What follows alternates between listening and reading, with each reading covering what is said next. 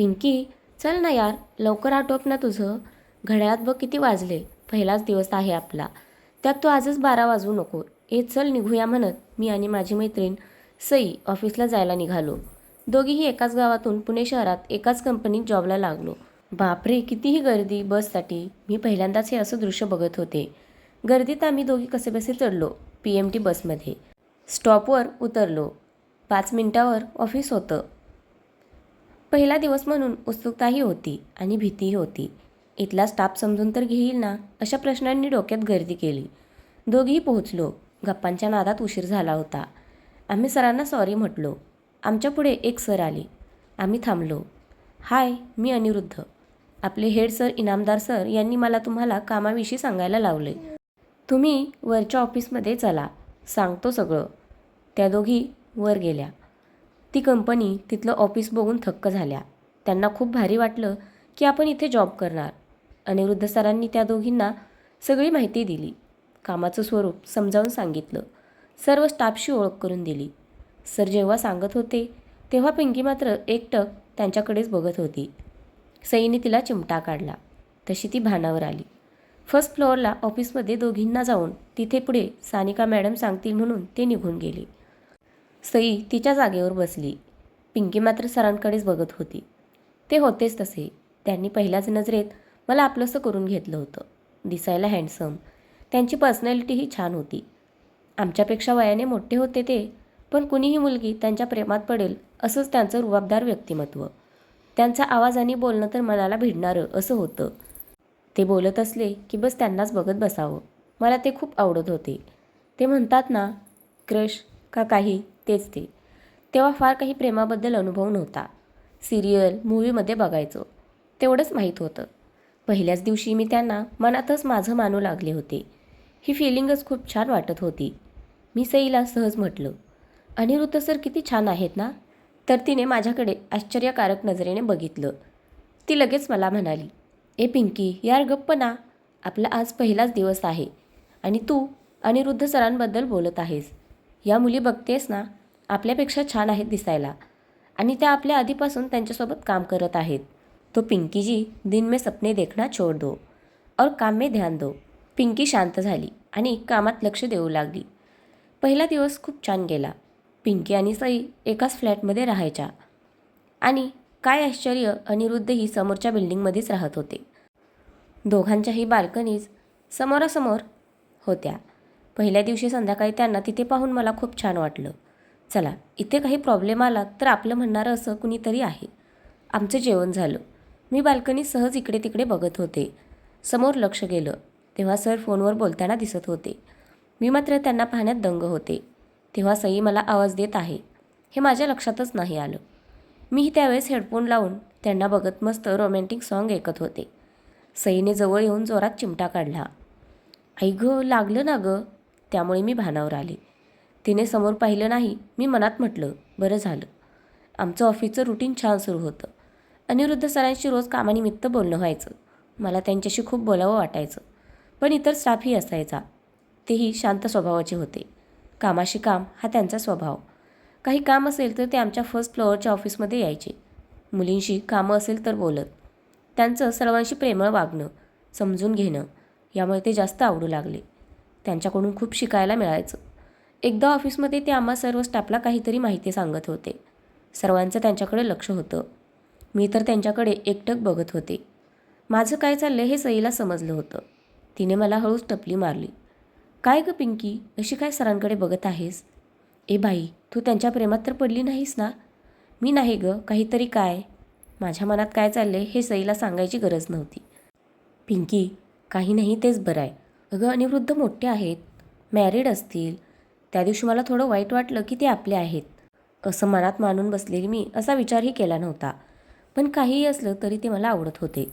रोजचे दिवस छान चालले होते. ऑफिस काम सगळं जमायला लागलं.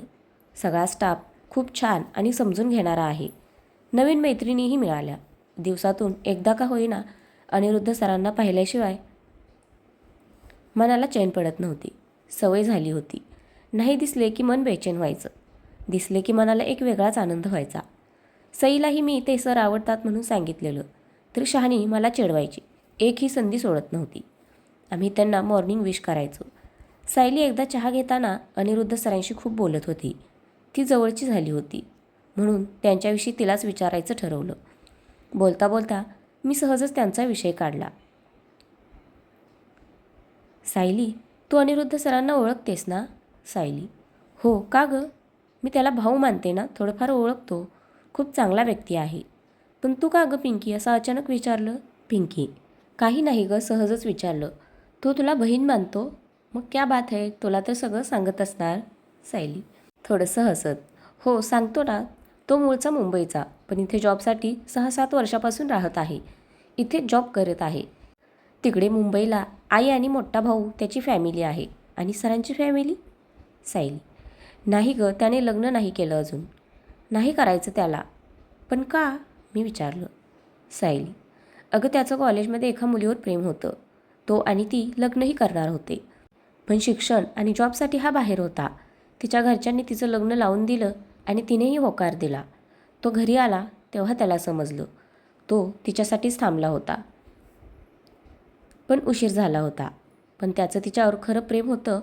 मग त्याने त्यानंतर कधीच कुणावर प्रेम केलं नाही. सरांबद्दल ऐकून वाईट वाटलं गं सायली. इतक्या चांगल्या व्यक्तीबद्दल असं नको व्हायला हवं होतं.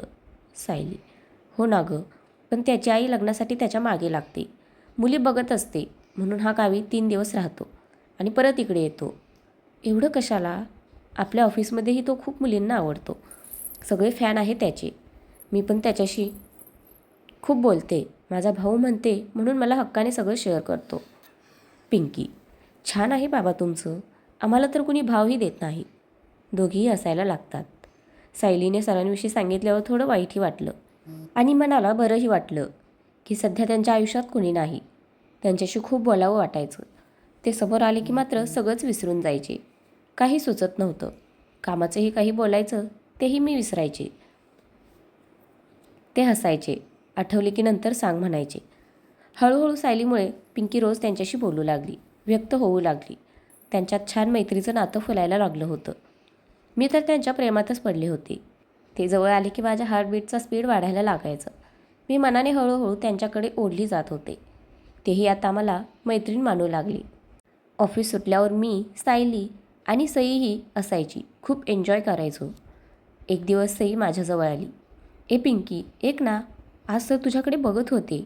पिंकी, ए गप्प बस सई, काही पण नको बोलू. कसं शक्य आहे?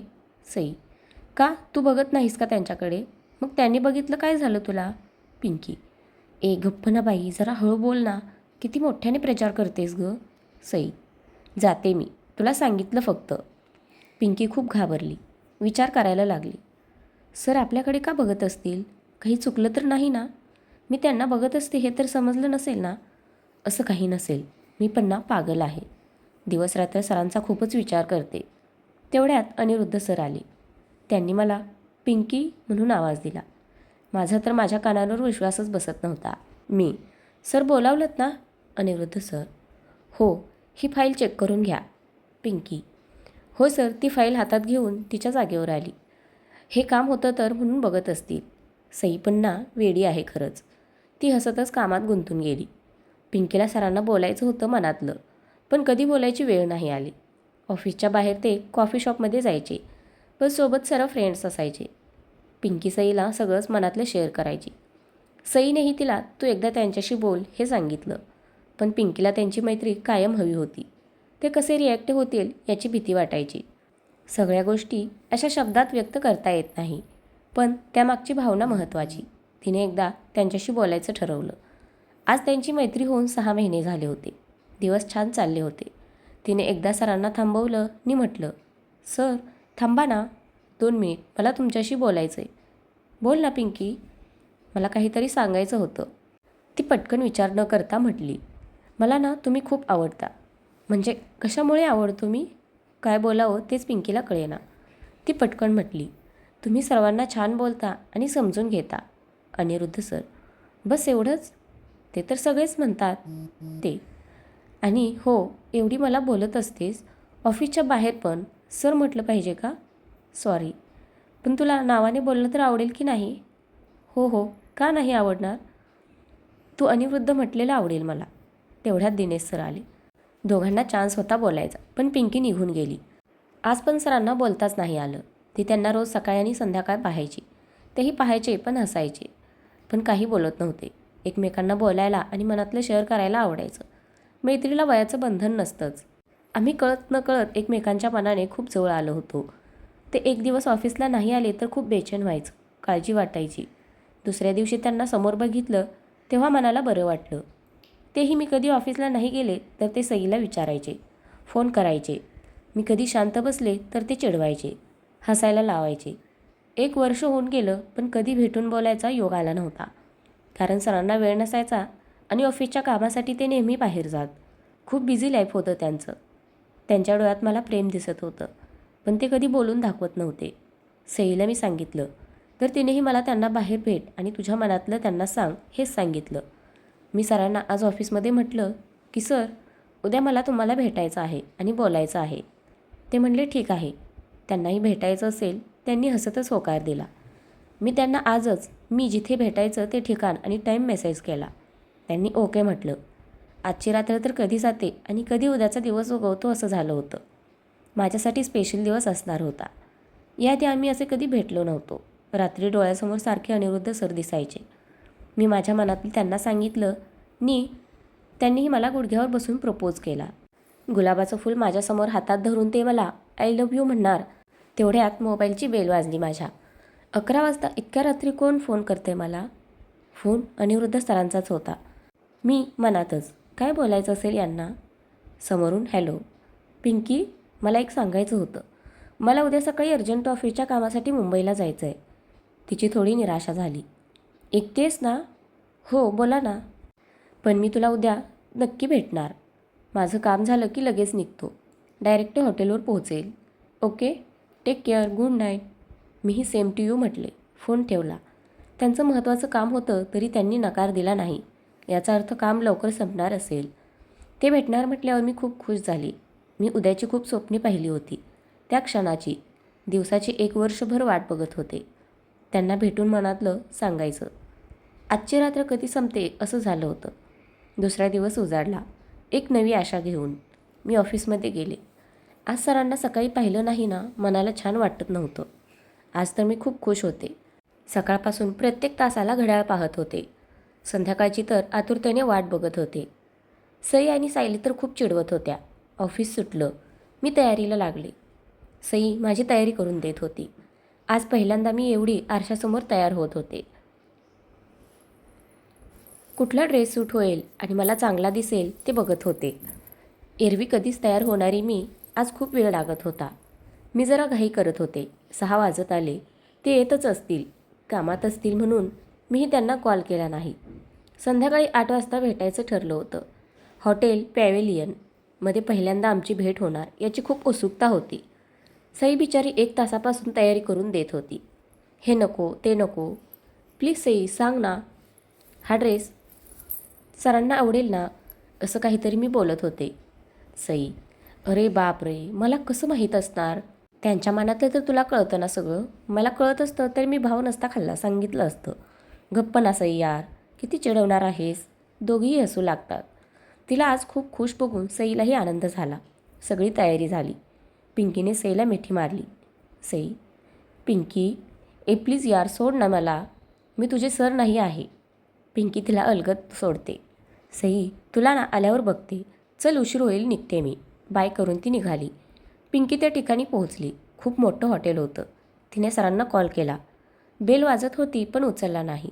तेव्हा हसतच ती स्वतःला म्हटली, पिंकी किती घाई करतेस? येतील सर, कामात असतील. शब्दाचे पक्के आहेत ते. ते समोर आल्यावर काय बोलायचं आणि कसं याची मनात शब्दांची जुळवाजुळव करत रंगीत तालीम चालली होती. इथून पुढे त्यांच्या प्रेमाचा प्रवास कसा छान होईल याची स्वप्ने रंगवू लागली. तिने परत कॉल केले पण काही रिस्पॉन्स नाही. अरे सरांना आज काम होतं, निदान आपण तरी नंतर भेटू असं म्हणायला हवं होतं, पण तेही काही म्हटले नाही. तेवढ्यात फोन वाजला. बोला ना अनिरुद्ध सर. समोरून नवीनच व्यक्तीचा आवाज होता. हॅलो, तुम्ही? मी अनिरुद्ध यांना ओळखता का? हो बोला ना. काय झाले त्यांना? त्यांना काय झाले माहीत नाही. इथेच हॉस्पिटलमध्ये लवकर पोचलात तर बरं होईल. त्या क्षणाला काही सुचलं नाही. मी त्या सई, सायली आणि इतर स्टाफला फोन करून माहिती दिली. हे 1 तास मला सहन झालं नाही. मला चक्कर येऊ लागली आणि मी धडकन कोसळले. मला पुढचं काही आठवत नव्हतं. जेव्हा मला जाग आली तेव्हा मी हॉस्पिटलमध्ये एका बेडवर पडून होते. शेजारी सई आणि सायली बसल्या होत्या आणि इतरही ओळखीचे फ्रेंड्स होते जे बाहेर थांबले होते. मी शुद्धीवर आल्या आल्या विचारलं, काय गं, अनिरुद्ध सर बरे आहेत ना? त्यांना काहीतरी झालं होतं. हॉस्पिटलमध्ये आणलं होतं. बरे आहेत ना ते? आणि मी इथे कशी काय? बरं, ते जाऊ दे, नंतर बघू. चला आधी सरांना भेटून येऊ. आणि तुम्ही दोघी अशा शांत का? चला ना, आपण सगळे जाऊ, तेवढंच बरं वाटेल त्यांना. कुणीच काही बोलत नव्हतं. या दोघी तर एकदम शांत बसून होत्या. त्यांच्या डोळ्यातून अश्रू ओघळत होते. मला आता भीती वाटू लागली की सरांना नक्कीच काहीतरी झालं असेल. म्हणूनच सायली रडत आहे. ए प्लीज, रडू नका ना आशा. अगं सर ठीक होतील. आपण सगळे आहोत ना त्यांच्यासोबत. नाही पिंकी. दोघींनी मला जवळ घेतलं आणि सांगितलं की तुझं स्वप्न आता फक्त स्वप्न राहील गं. अनिरुद्ध सर आपल्यात नाहीत. ते आपल्याला सोडून गेले. पण कसं शक्य आहे? त्यांना हृदयविकाराचा झटका आला आणि त्यातच ते गेले. हे सगळं असं काल रात्री अचानक झालं. ते आता या जगात नाहीत. हेच सत्य आहे पिंकी, सायली रडत रडत सांगत होती. दोघी मला आधार देत समजावत होत्या. खूप रडले. काय करावं काही सुचत नव्हतं. फक्त त्यांना एकदा मनातलं बोलायची संधीही देवाने नाही दिली. ती स्वतःलाच दोषी मानत होती. त्यांच्यामुळे ती या शहरात बिनधास्त राहायची. त्यांनी खूप गोष्टी शिकवल्या, ज्या कायम लक्षात राहतील अशा. त्यांनी हसायला शिकवलं आणि आनंदी राहायला. एवढं काही शिकवलं आणि असे अचानक निघून गेले. याचंच वाईट वाटतं मनाला. ऑफिसमध्ये तिला आता नकोसं वाटायचं. त्यानंतर तिने स्वतःला कामात गुंतून घेतलं. तिचं जगणं कुठेतरी हरवल्यासारखं वाटत होतं आणि शांत राहू लागली. हसत नव्हती, बोलत नव्हती, स्वतःमध्येच हरवून जायची. एक दिवस ती खूप शांत आणि विचारात बसली होती. तर तिला समोर सर आल्यासारखे दिसले. ते तिला हाताने ॲक्शन करून हसायला सांगत होते. त्यांना पाहून ती खुश झाली आणि त्यांना पाहून हसायला लागली. तिला विश्वास बसत नव्हता. हे सत्य आहे की स्वप्न की मनाचा भास? तिने वेळ न दवडता मनातलं सांगितलं. ते हसले आणि म्हटले, सच्चा प्यार 2 पल के लिए क्यों न हो, मगर जिंदगी भर का एहसास दे जाता है. तुम्हाला काहीतरी सांगणार होतीस. ते हेच ना? ती लाजत हसली आणि हो म्हटली. ते तिला छान राहा आणि आनंदी राहा सांगत होते आणि अचानक निघून गेले. ती त्याला थांबवत होती. तिला अचानक जाग आली. मग लक्षात आलं की ते स्वप्न होतं. स्वप्नात का होईना भेट झाली. त्या दिवशी तिला खूप आनंद झाला. नव्याने जगायला लागली. स्वतःशीच हसत म्हटली, जीना सिखा दिया यार आपने. ते गेले पण आजही तिच्या मनात कायम आहेत. पिंकी आज तिच्या आयुष्यात खूप पुढे गेली. त्यांच्यामुळे तिला खरं प्रेम काय असतं ते कळलं. अनिरुद्ध जरी मोठे होते वयाने, तरी ती त्यांच्यावर मनापासून प्रेम करत होती. तिचं पहिलं प्रेम हे वयच असं असतं की आपल्याला एखादी व्यक्ती आवडू लागते. नकळत आपण तिच्या प्रेमात पडतो. डोळ्यांसमोर रोज रोज दिसत असणारी व्यक्ती क्रश कधी होते कळत नाही. खरं आहे ना, पहिल्या प्रेमासाठी मन जी व्यक्ती निवडते ती आपली हो न हो, पण मनावर राज्य नेहमी त्याच व्यक्तीचं राहतं.